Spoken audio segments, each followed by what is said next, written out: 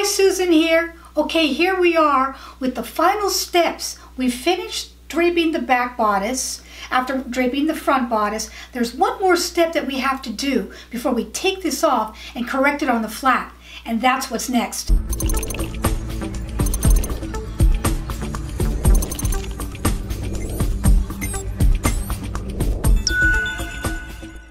Okay, here I am on the dress form. Remember how we turned back the front when we were draping the back?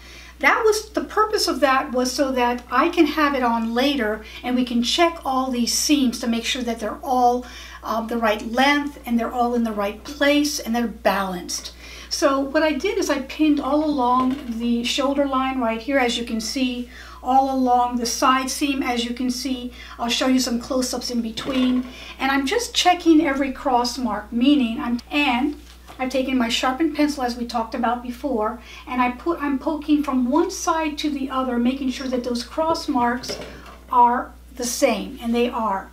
Here I've also pressed from one cross mark to the back, and if you need to, you then take your red pen and you cross and you put them in red, just to make sure that any corrective lines are done in red. I've also done it here. The cross mark is matching. I've added a little bit more space here to the back seam, as you can see. I think that's very important because for the fit. Then also I noticed that the waistline wasn't exactly underneath the white tape, so I put a line here in red to where it should be, right underneath the waist tape.